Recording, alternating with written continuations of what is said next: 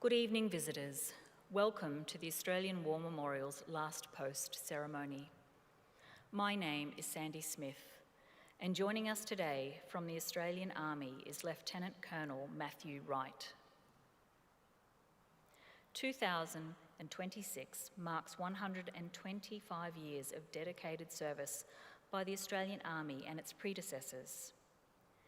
Today, we remember and pay tribute to Lieutenant Reginald Lansell Frew. As always, we welcome the veterans who have served, those that are serving, and the families that love and support them. The live stream of this ceremony is made possible by the Returned and Services League of Australia and the RSL and Services Clubs Association. We welcome members who are watching the broadcast of this ceremony across Australia. During this evening's ceremony, wreaths will be laid at the base of the Pool of Reflection by visitors to the memorial. If you're able, I now invite you to please stand and join in singing the national anthem.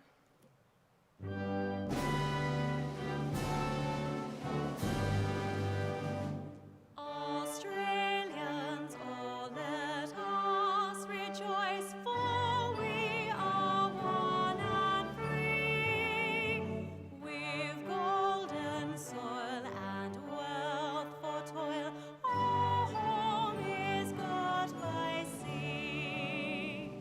Our land abounds in nature's gifts of beauty, rich and rare. In history's page, let every stage advance Australia fair. In joyful strains, then let us sing, advance Australia fair. For those who are able, please be seated.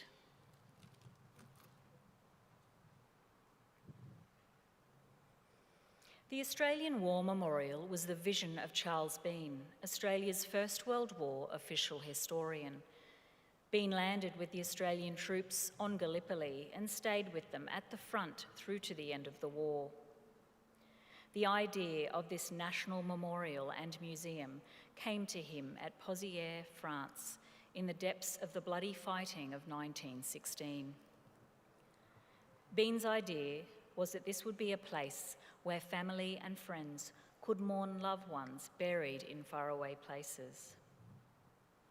It would also be a place that could help all Australians understand what these men and women had endured and what they had done for us. Bean's vision, to which we remain true, is best expressed as inscribed in the entrance to the memorial's galleries. Here is their spirit, in the heart of the land they loved, and here we guard the record which they themselves made.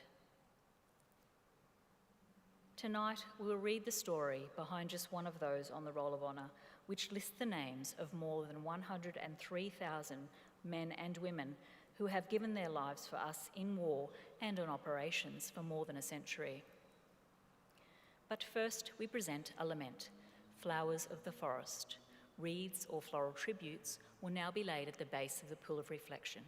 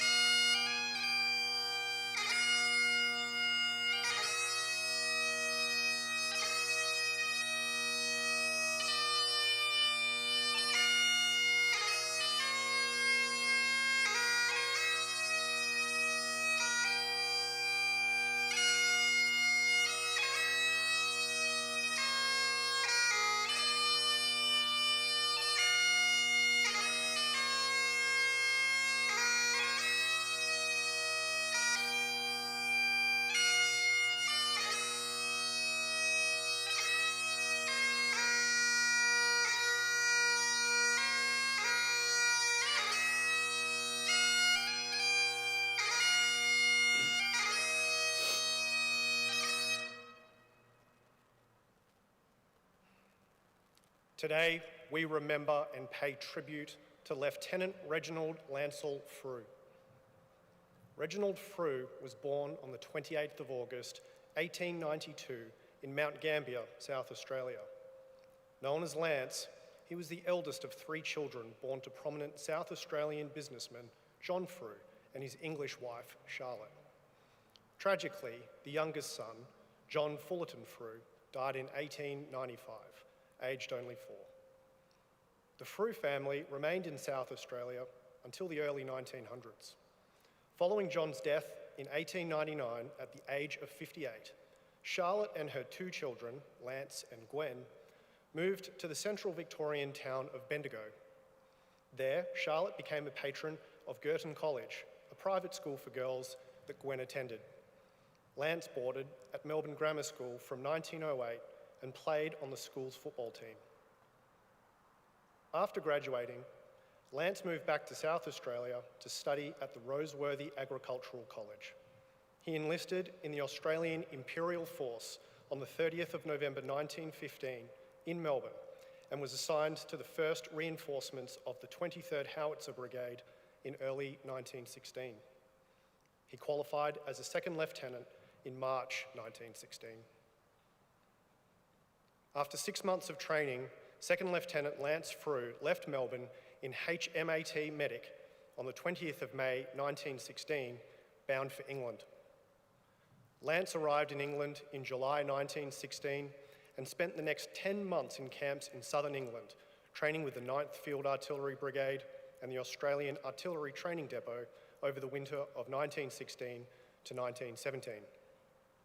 Lance went to France on the 11th of May 1917 and joined the 3rd Divisional Artillery Column. In early July, the commanding officer of the 8th Australian Field Artillery Brigade requested his transfer to the brigade because of his reputation as an officer. His transfer was confirmed on the 7th of July, and a week later, Lance was promoted to lieutenant. The 8th Artillery Brigade were based in Ypres, sector of Belgium. By early September, the brigade had moved to a village outside Ypres. On the 14th of September, Lance sustained a shrapnel wound to his back, but returned to his unit within a few hours.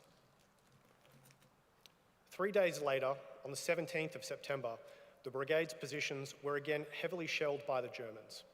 While manning one of the battery's guns, a shell landed at the feet of Lieutenant Lance Frew, killing him instantly.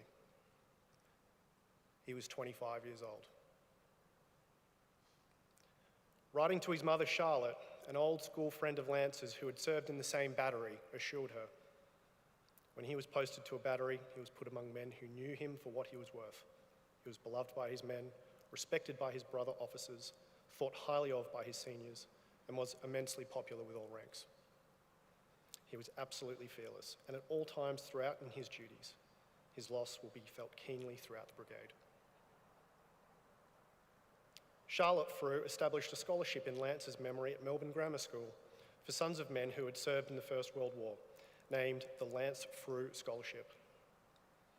His body was initially buried at Dickersbusch Cemetery in Belgium, which was heavily bombarded in 1917 and 1918.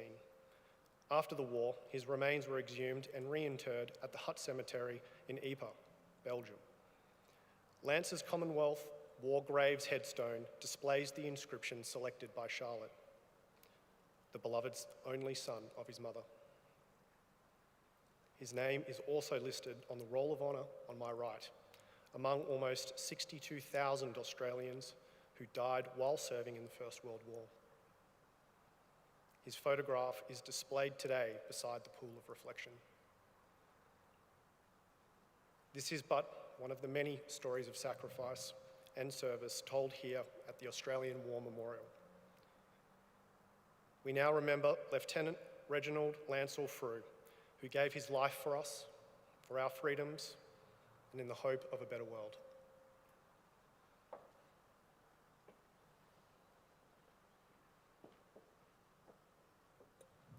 Please stand for the reading of the Ode and the sounding of the last post.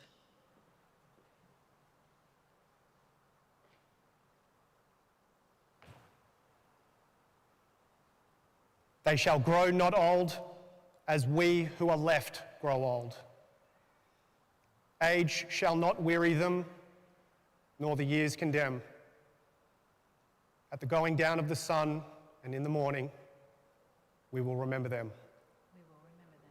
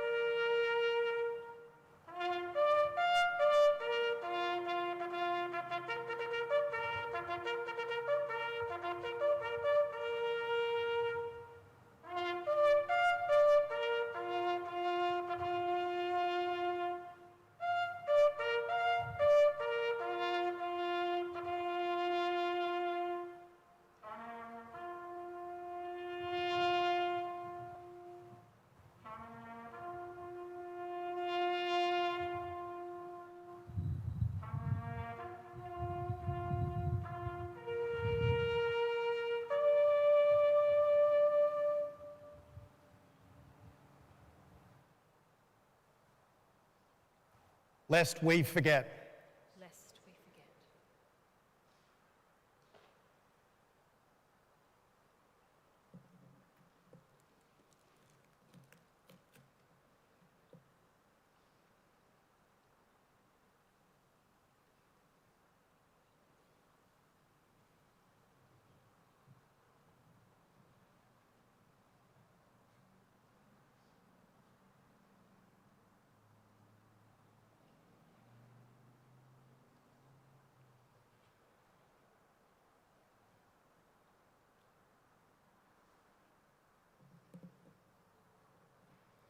We leave you this evening with the words of the memorial's founder, Charles Bean. Many a man lying out there at Pozières or in the low scrub at Gallipoli with his poor, tired senses barely working through the fever of his brain has thought in his last moments, well, it's over. But in Australia, they will be proud of this. Ladies and gentlemen, girls and boys, that concludes the last post ceremony. On behalf of our director, staff and volunteers, thank you for visiting the Australian War Memorial today. We wish you all a very pleasant evening.